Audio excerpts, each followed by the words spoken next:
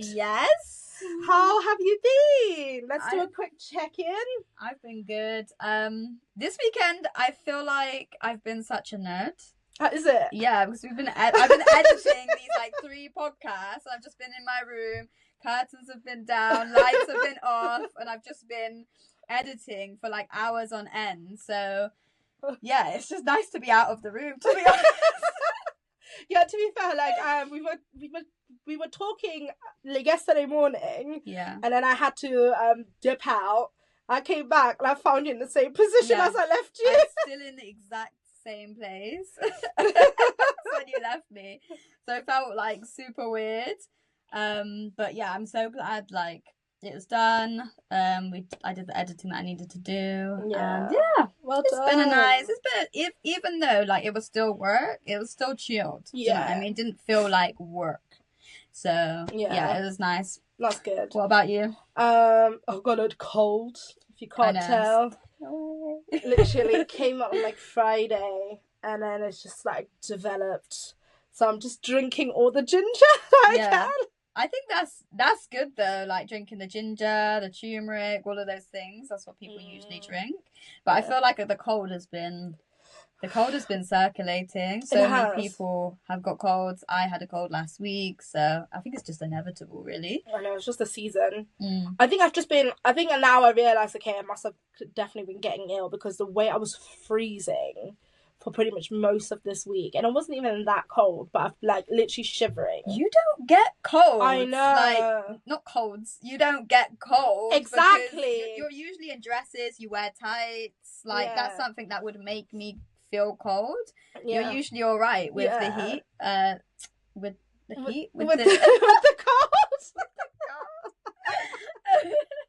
Yeah, no, I'm usually okay, but yeah, this week I've just been actually feeling chilly, so I think that's what it is. Yeah. But hopefully by tomorrow, or the next 2 days, it's kind of going to be gone.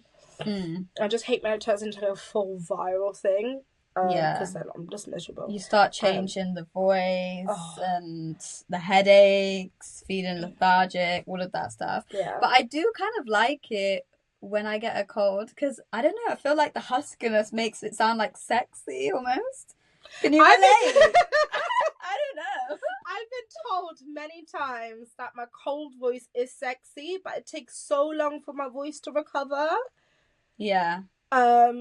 So then I just don't like it anymore. I've had it so many times. I think it's more because of the way it sounds in my ears. Yeah. And like, that's the one thing that I don't like when I get sick. It's just the raspiness of my voice. Yeah. The raspiness. The husk. The husk. If it would actually help attract someone, great, brilliant. But the people I seem to attract with my husky voice is all the wrong types of people because it seems to be all the girls that fall for it. Really? It's every time. It's always the women that are like, oh, your voice sounds sexy like this. What, because I sound like a man? Maybe it is. Like the lower register just attracts like all of these girls. I don't think I have like the female sexy rasp. If you swung that way, it would be alright. But yeah, you right. don't. So I think if I swung that way, I would have no issues. You're the one to get sick all the time. No. But yeah, one thing I was gonna mention, and it came to my mind actually, like earlier on, and I was like, oh, it'd be really cool for us to have like this discussion. Was like, did you see like on TikTok? It was ages ago, so this is probably old news. But there was this woman that basically described like who she married, and it ended up being like a 50-part like series on TikTok where she explained like the pathological liar that was her husband. I didn't actually see it, and I still haven't seen it to this point, but everyone at the time was telling me about it. Yeah. Just give me a little update on like. So I can't even remember like the absolute details because I didn't even get into 50 parts of it.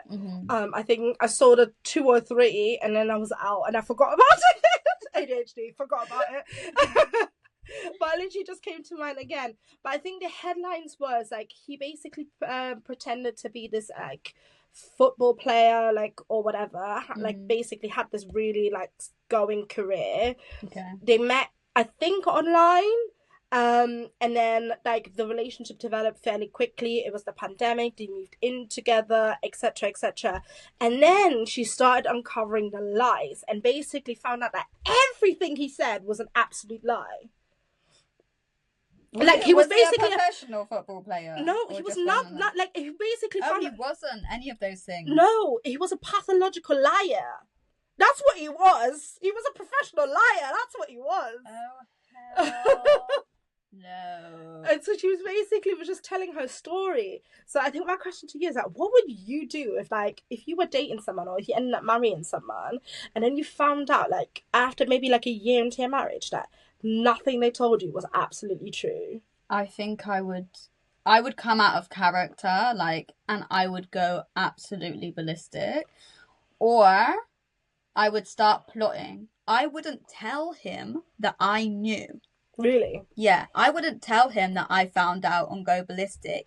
Maybe I would like plot and play with his lies and play with, I don't know, I think I would play with him. Like, really? Yeah. There'll be two ways I'll go. It depends how emotionally invested I am into it. It depends how in love I am with this person, because heartbreak is real. And but you married this person. So marriage. It's not a boyfriend. Like, but it's so quick though. Like, it sounds from the story that they got into a relationship and got married very, very quickly. Yeah, but I'm not saying that would happen to you. I'm just saying like if you ended up marrying someone and then you found out through your marriage, like maybe a year into your marriage, that there's like maybe 50% of what he kind of spun you. Like, I think it would be the first one. I think I would just naturally think about it. I would generally go absolutely ballistic. But I would want some form of revenge. Really? I feel like I would. Yeah, you played me, you scammed me. Like, you're not the person that I thought you were. So I don't know I think maybe the love would actually go instantly because I know you're a character. Yeah, true. I don't know, you know. I don't know what I would do. It depends what you're lying about. Like, for example, if this person put me in a really crap position where they said they got all this money and then you found out they're actually in debt. I'm married to you. Now you're putting me in the crap position. Oh, hold on. Finances? Yeah. Like, if you screwed me in a finance way. Absolutely. Like, I would be I would be so angry. I don't know whether I would break up, but literally, like, we would be having very strong words. Because if I don't know what's coming, like, if I'm going to end up having to be responsible for your bad financial decisions because now we're married and tied to a contract. So you'll marry someone and they're telling you they're financially stable, they're all right, and then you found out that they're in, like, a lot of debt, you would, like, just have words. You wouldn't even consider, like, I'm done with this person. I don't know whether I would jump to that straight away. The reason why I say that is I am speaking from the position I'm at now. Yeah. More so. I don't know what position, like, financial position I would be, like, then. Because I think if I was someone that was actually quite comfortable and had maybe a lot more money, and then I found out that he lied about all of his finances, then my question probably would be, like, did you marry me just for my finances or my wealth? Or did you actually marry me for me? If I was just, like, normal, you know, like how I'm now, like, I've got a decent, like, paying job, etc., and I found out that he had maybe, like, maybe, you know, like, normal amounts of credit card debt, but he just didn't disclose that to me. What's the normal amount of credit card debt? I would say, like, a few thousand. Like, I'm not saying that's, like, great. Yeah. I'm not saying that's great. But, like, if he basically simply said, like, oh, he basically just didn't tell me that he had any debt.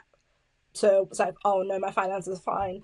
I haven't got any credit cards and stuff. And then I found out through, like, after getting married, like, okay, he maybe had, like, 3 credit cards that he's, like, simultaneously working to pay off. Yeah. Kind of thing. But if you're simultaneously, so I'm trying to repeat your words, simultaneously trying to pay them off, why would you be embarrassed about it? Like, that's what I'm saying. Coming into a marriage, you need to have, like, trust. And I feel like if someone lied about something, I'd be thinking, okay, what else are you lying about? Yeah. So is it just this, or is it a multitude of other things? Yeah, my mind would go to that, but I would have a conversation first. Would you feel like that would be a complete breakdown in a relationship? Because when someone loses trust for someone, like that could go left.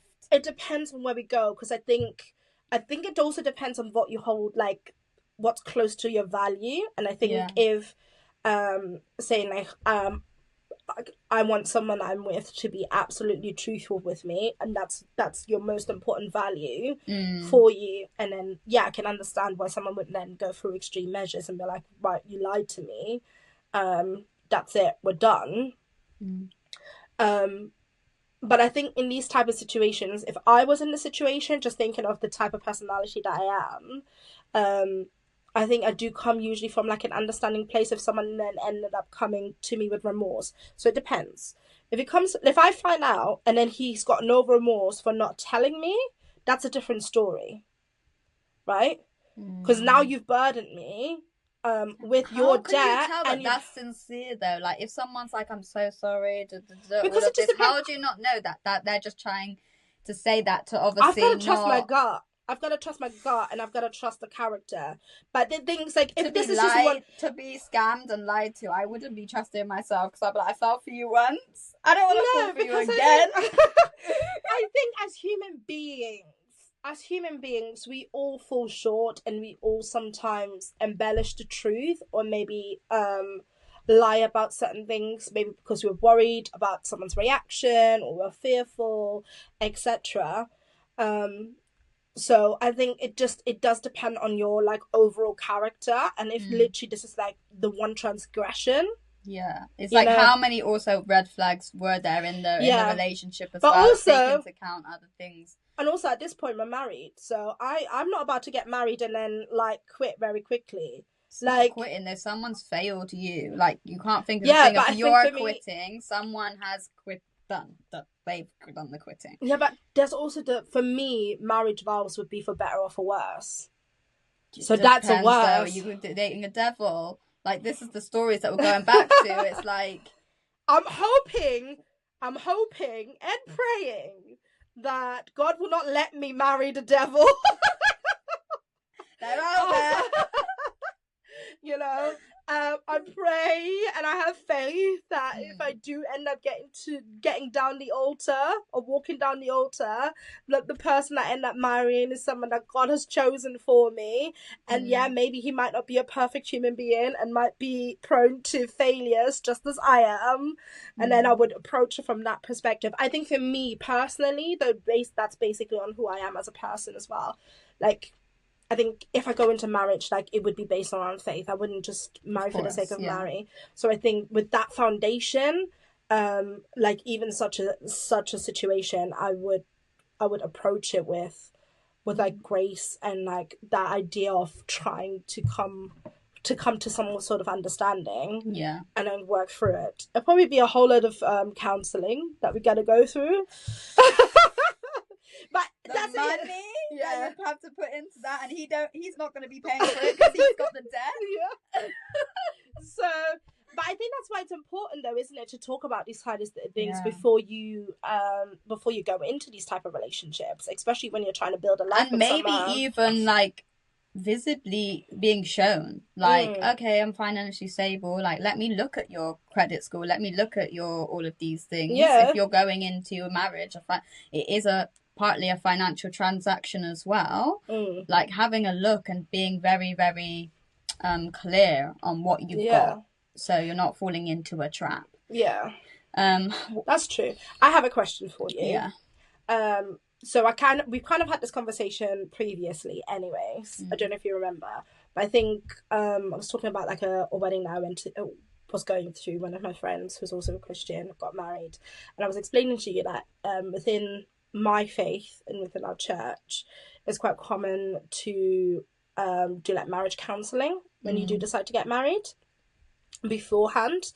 So you go through like different sessions, and what I found out from obviously my friends, some of these topics are then brought on the table. So they are encouraging the couples to have these type of discussions. So it is about finances, it's about like future goals, it's about children, and all of these things that could potentially be issues within a marriage if they weren't addressed. So my question, as someone who might like, who's not part of like a church essentially, and maybe not necessarily like going, like you didn't really grow up with those types of tradition, would you consider marriage counselling if you were to go? Yeah, 1,000%. Like when I didn't even know that existed.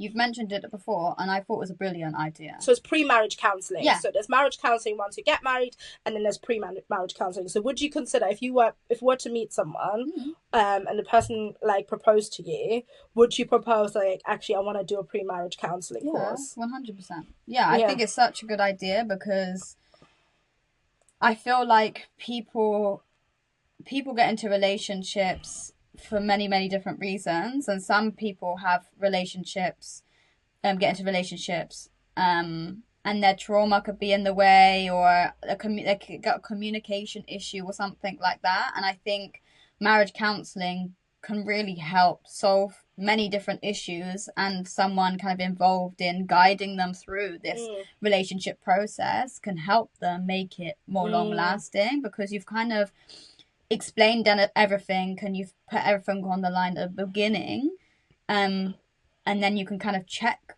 the person if they do fall short. Like, we've spoken about this, the communication is there at the very beginning. I think it's a brilliant idea. Yeah, for sure I would do it. Yeah, I don't have a problem with counselling. I just like, I don't know, the reason why I asked this question, because it makes me just think as well, just having spoken to loads of people that are maybe still single now, like my age, who've kind of like also explored like different relationships and just the struggles and stuff. And I think maybe it's something with our generation as well. There seems to be like a real struggle to really get into healthy relationships. It's either like it seems at the moment it's two extremes. It's either like hyper attached, like my boyfriend is my everything, and you do everything together, and you merge into like almost one and you don't have no life outside of each other, and then that relationship breaks down, and they're completely lost because they may have gotten together at like an early age, and maybe like in their teens, and then get to their 30s and realize, oh, we've changed, he's not the person, and they don't know what they're doing. Or it's the other extreme, and it's loads of toxic types of relationships, or like non-relationships, I would call them, like situationships or whatever. So I think maybe like my question is like, as a generation, do you think we should be exploring or considering even like couples therapy earlier on as like 100%. I think it's weird to have therapy and counselling when things go wrong, because I feel like it's not too late, but it is in a sense a bit too late. I think if you've got the guidance from a professional and someone that understands marriage, someone that has tips on how to keep a marriage going, and you get that advice and help earlier on, I think it will stop these issues and problems happening further down the line. And I think also it's good to reach out to people that are married already, like grandparents or something, your older generation that you could take advice from. I think people aren't speaking and talking to their elders and taking advice from them, and knowing what it takes to be in a marriage, because I think people think, oh, marriage, fun, we can just be together forever. It's not like that. It takes a lot of work, and some people aren't willing to do that work. So to make it clear for that person, you will have ups and you will have downs, and it's how you can work together in getting through it. You need all the advice, really, in different ways. This episode is a short one due to a little tech issue, but didn't want to waste such a good conversation, so decided to still share it. We're enjoying building this community and sharing exciting, important and relatable topics. Don't forget to like, comment and subscribe. See you in the next one. Bye.